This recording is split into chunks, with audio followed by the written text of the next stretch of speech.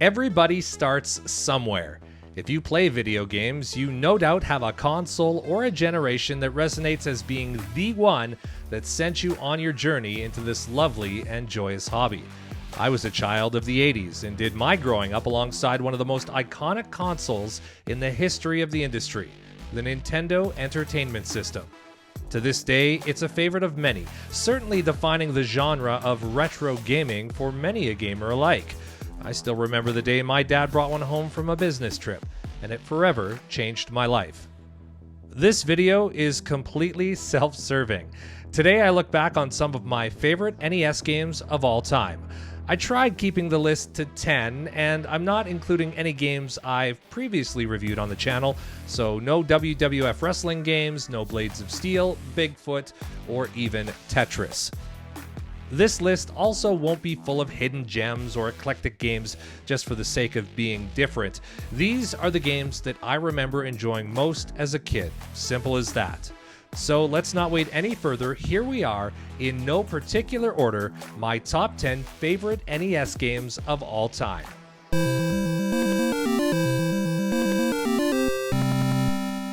Motorboats and Ogo Pogo, or whatever this thing is, it doesn't matter. Cobra Triangle holds a special place for a couple of different reasons. For one, my mother bought it for me while attending my uncle's wedding in Buffalo. Just a completely random detail, but I've never forgotten that, and Cobra Triangle always reminds me of my mom. And as a family who never really owned many video games, Cobra Triangle was one of 4 that I ever owned, alongside Super Mario Bros., Legend of Zelda, and another game that will appear on this list. Cobra Triangle is great for a quick gaming session. There's a variety of gameplay that involves racing to beat the clock, avoiding obstacles, rescuing humans from distress, and all the while trying to survive an onslaught of enemies. When I was a kid, I thought this game was hard as heck, but it never stopped me from playing it time and again. One of these days, I'll give this game the deep dive it deserves because it holds as one of my favorite games of all time, simply for nostalgia's sake.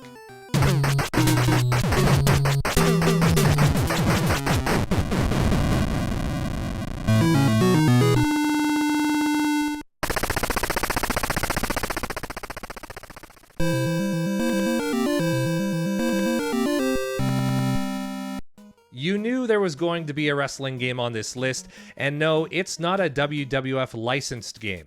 In fact, Tecmo World Wrestling is my favorite wrestling game on the NES.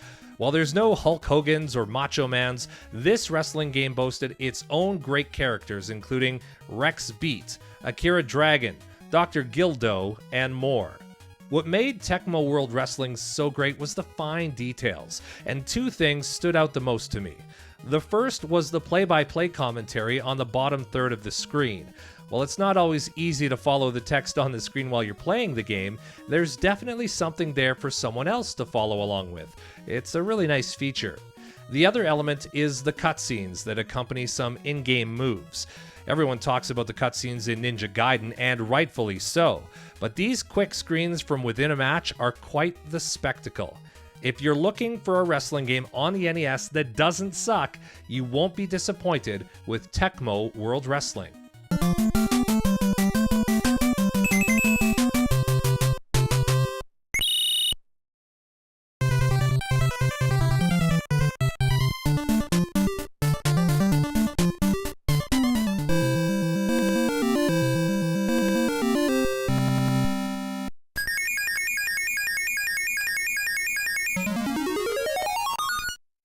The definition of a classic, in my estimation, Bobble's move from the arcades to the NES was almost flawless, and its gameplay holds up all these years later as some of the most fun that I've ever had in gaming. These 2 bubble-blowing dragons traversing through 100 levels to save some princesses will provide anyone with hours of fun time and again. Bobble was one of the first Nintendo games I ever played, and whether it was with my brother or some friends, we would always try and try again to finish this game, but we never could. Years later, my brother and I would try again, this time as adults, while having a few drinks at our cottage during the summer and through the Wii's Virtual Console offering. Again, we dumped a lot of time into the game and still never found the end, but the laughs and good times along the way made every failure worthwhile. The latest offerings of Bobble try to rekindle the magic of the original, but it doesn't come close. Bobble still stands the test of time all these years later, and is a great option for some couch co-op or a solo venture.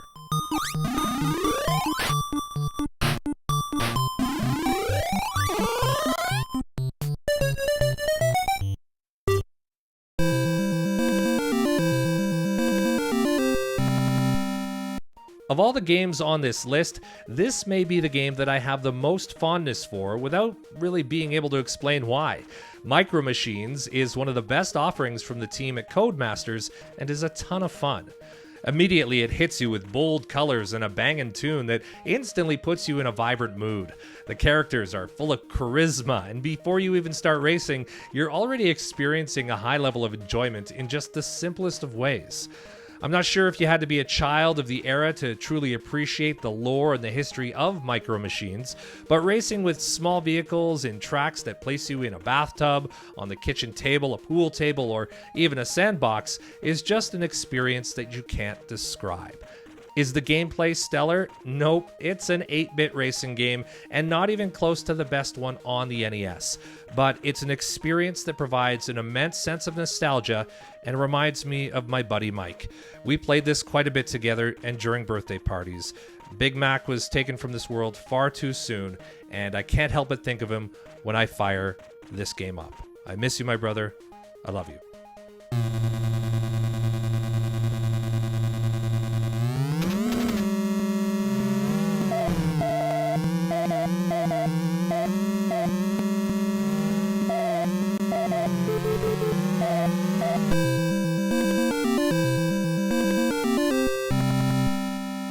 Just because there's no Tetris doesn't mean we're void of a puzzle game on this list.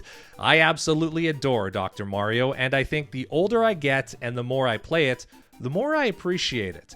When I was younger, I enjoyed Tetris a lot, but I wasn't big on puzzle games. To this day, the puzzle genre, or puzzles and things like RPGs, still drive me nuts, but Dr. Mario was different. Like many titles, sometimes a game just resonates with you, and that's where Dr. Mario sits for me. Again, the gameplay isn't mind-boggling or earth-shattering, and it doesn't introduce a mechanic that wasn't seen or hasn't been seen since. So what makes Dr. Mario so good? It's not specifically the gameplay. For me, it's one of those details. It's the music. I defy you to play Dr. Mario and not enjoy the little plinks and clinks of this game's soundtrack. The entire backdrop of music that this game provides is enough to keep me coming back time and again. And when I was a kid, every time I saw this nerd on my screen, I wanted to punch him in the face, but it also made me want to play Dr. Mario, and I was happy it did. These viruses, and with 2 players, you can actually trash the other guy.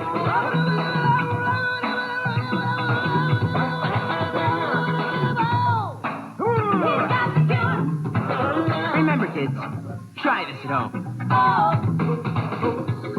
Hey, you can get it for Game Boy, too.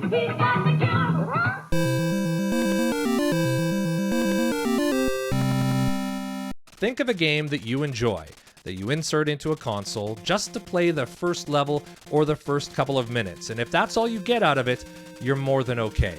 Well, that's me and Bionic Commando. I rented this game on more than a handful of occasions as a kid, just to play it for a few minutes at a time over the course of a weekend. Looking back, it was a complete waste of time and money, but then again, it's on this list for a reason, I suppose. I'll be honest, I never really knew what I was doing when I played Bionic Commando, and if you asked me today, I probably wouldn't be able to tell you much differently. The simple fact that you can't jump in the game drove me crazy, coming from Super Mario Bros. For hours at a time. But the bionic arm that allows you to grab onto platforms and ledges, to grab items and swing all over the place, that was the appeal. And that was the single biggest reason I played this game all the time. The swinging mechanic. I don't know if I ever made it beyond the second level before ever shutting it off, but spending what little money our family had just so I could spend a few minutes on a weekend pretending to be a bionic Spider-Man some of the best memories I have on the NES.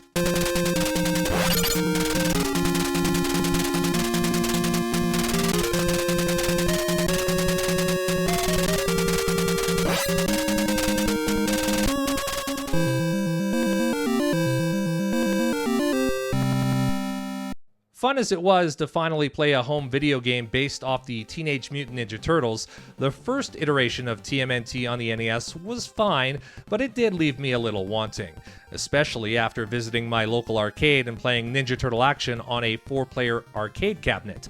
Thankfully, Ultra's second offering to the home console was a much better experience. TMNT 2, the arcade game, might be the NES game that I put more hours into than any other that I've played over the years.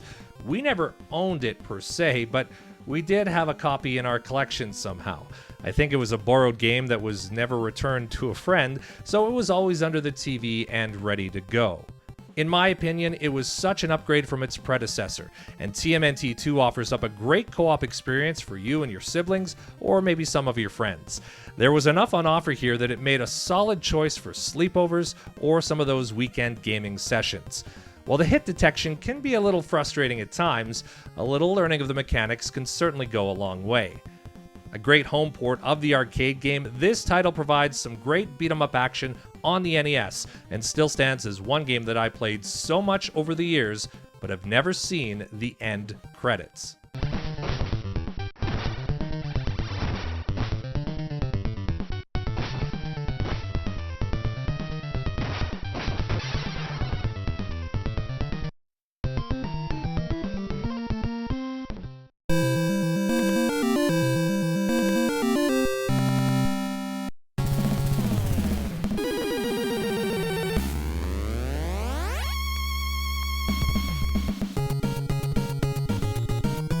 Much as I enjoyed TMNT 2 and good as it was, the follow-up, the Manhattan Project, was even better. TMNT 3 is another Ninja Turtles offering that takes the formula from 2 and builds upon it. It doesn't take it to another level, but there are definite improvements that make it a better game than the one that came before it. There's a few things I enjoy about the Manhattan Project that, to me, make it better than the arcade game on the NES. First, the addition of a more fleshed out storyline. Is it much? Nah, but starting the game with the turtles chilling on a beach with sunglasses, that kind of plays into the cartoon canon more than anything previously, and I really enjoy that. The other improvement, the game's soundtrack. I really enjoy the tunes in this offering, and it is the best of any of the three on the NES. Yeah, I said it. The best improvement, though, is the gameplay. The addition of two elements specifically, the toss attack and the special moves. Those two additions are enough to take 3 over 2 in my opinion. There's no feeling of attack delay like there is in 2, and 3 is just more of a polished release. In any event, all 3 TMNT games are enjoyable experiences that just got better with each release, and 3 was my favorite of the original NES trilogy.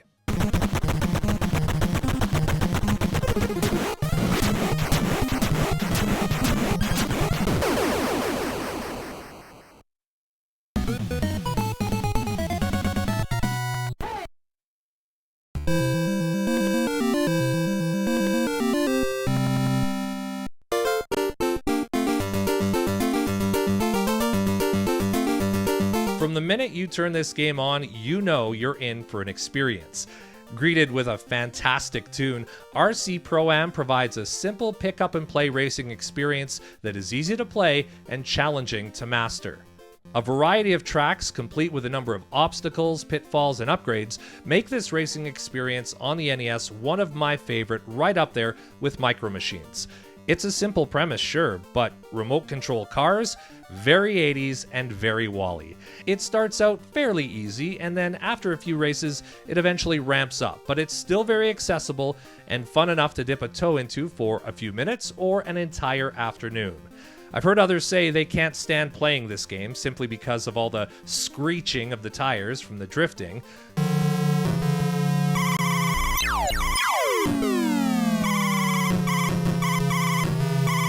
That's not really a factor for me, but if it is for you, just turn turn off the sound.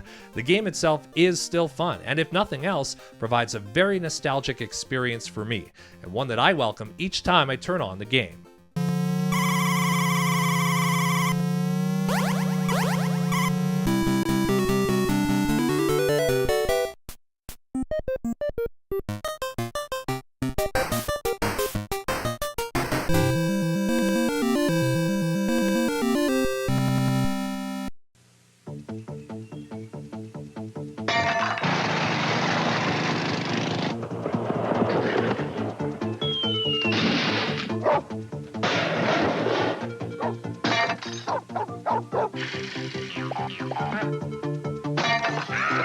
Warning, such behavior is irresponsible, immature, and very foolish.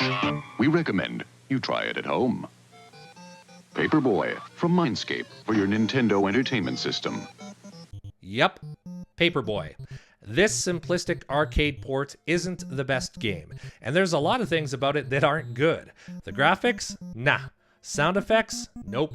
Music? Meh. Control? Stiff. So why is this game on this list? Well, like any game that you consider a favorite, this game just brings me joy. This is the epitome of a game that I enjoy in small doses for quick sessions.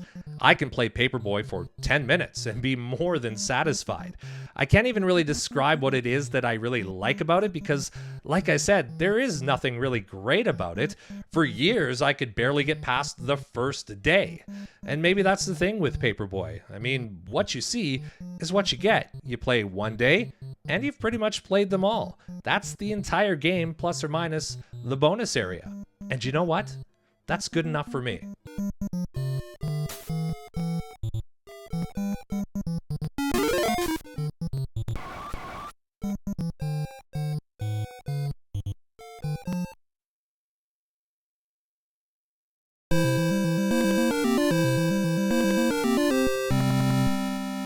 All right, well, we got all the way here, and I know someone was thinking, what?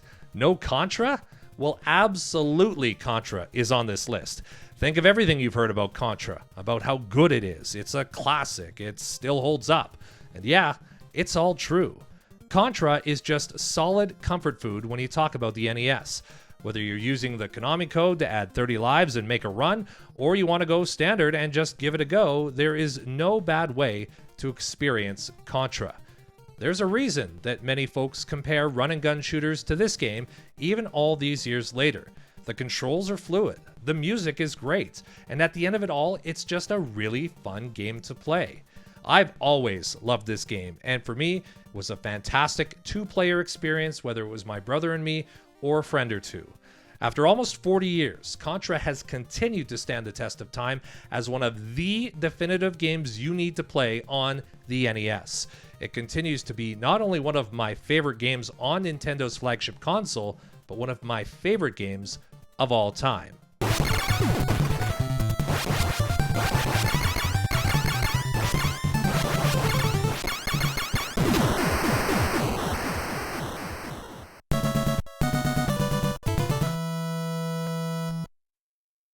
That brings us to the end of this list. Is it a top 10? Nope, I can't count. But there are 10 plus a little bit more games that I really adore on the NES, and that's probably a better description of this video. There are quite a few other games on this console that I adore as well. Perhaps there's more of a story to be told here, but go through the games on this list. Maybe you'll find a new favorite. Or maybe you'll reconnect with an old classic that brings you the joy that so many of these games brought to me. Thanks again for watching.